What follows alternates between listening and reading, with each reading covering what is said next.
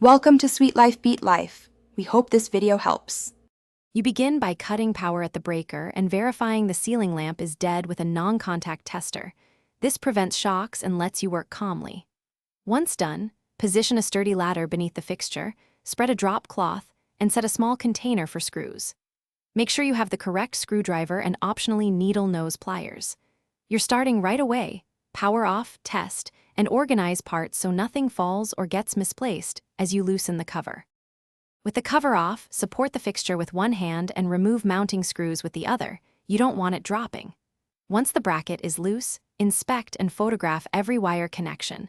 This helps when reinstalling or replacing the fixture.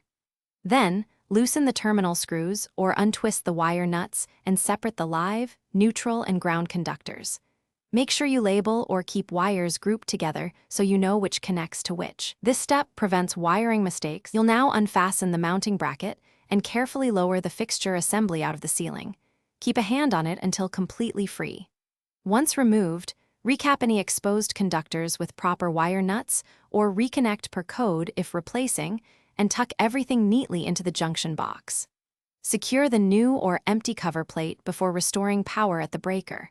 If you get a buzzing lamp or no power, first turn off power and check wire tightness and continuity. Loose or reversed wires are the usual culprit. Thanks for watching. Consider subscribing if we helped you.